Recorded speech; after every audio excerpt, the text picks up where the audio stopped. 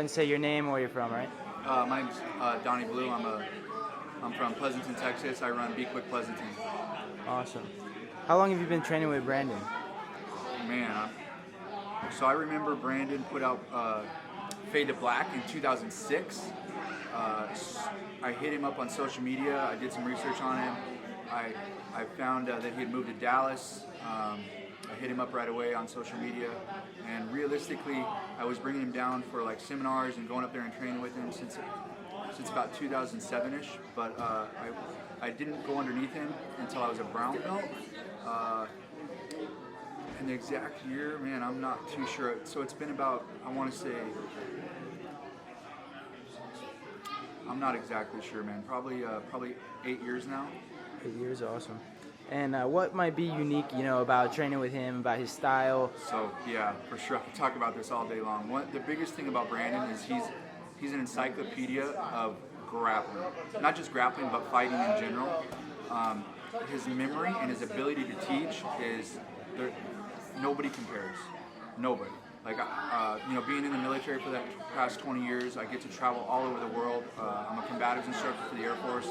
I'm the Security Forces Combatives Program Manager for all 38,000 cops in the Air Force, and I can tell you that I've traveled all over the world. And Brandon, nobody compares to Brandon's teaching ability. And it's amazing to me what he can recall on command. Like, any question you have, he can answer. It doesn't matter. It can be about sambo, it can be about wrestling, it can be about jiu-jitsu, any judo. It doesn't matter. He's got an answer. And that's what drew me to him. And then what kept me is Brandon is just a great human being. He will literally give you the shirt off his back. He cares about his students more than he cares about himself. And we just vibe, we click, we both have the same mentality. To us, grappling is a death game. It's tap or be tapped, We're out there to do one thing, and that's kill you when we slap hands, and I just click with him. Awesome. Yeah, he's definitely a unique teacher, man. And I've gotten to see that cross-culturally, when we went to Puerto Rico and see him teach to a bunch of people who don't speak the English language, and they receive it well. It's awesome, man. Yeah, it's amazing. Yeah, talk a little bit about the annual camp. What's it like? Is this the first year you've been to his annual camp? No, I come to annual camp. Obviously, I'm one of Brandon's black belts. Obviously, he promoted 5 of us on the same day. I was his second black belt. So obviously, I've been coming to camp for years and years and years. I never miss a camp. I'll tell you, I'm one of his older black belts. I'm 43, so I'm always messed up by the end of camp with 2-a-days. I can barely walk. Because everybody wants a piece of the black belts. So having to defend your rank here, nobody feels sorry for you. When you slap hands, it's time to go to war. But I enjoy the camaraderie, just coming up here with bringing my team from Pleasanton, coming up here and just spending the week. Whether the camp this year is in Florida, the last few years it's been in Dallas. Wherever it is, we just try to come, have a good time.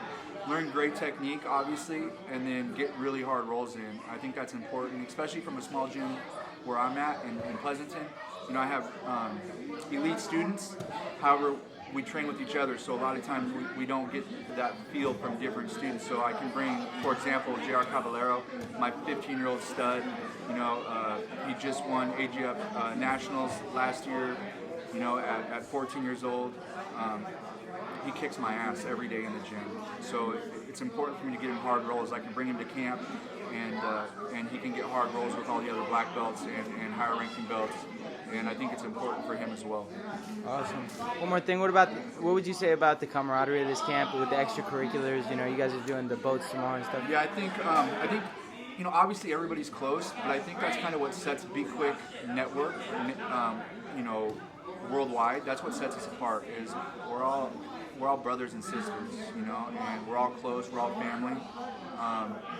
For example, today we went to the beach. We trained gi in the mornings, and then we went to the beach for a few hours until it got rained out. There's always something going on at camp. We're always together. We're either training, we're hanging out, or we're training, or then we're gonna go eat. So we get up in the morning, we train, we go out, we hang out for a couple hours, we come back, we train, we go eat, we go to sleep. You're exhausted after camp, but it's a good exhausted. You're mentally exhausted, you're physically exhausted, but you're also refreshed because you got to see people that you haven't seen all year long and just hang out and train jiu-jitsu. Anything else you might want to say? No, that's it, brother.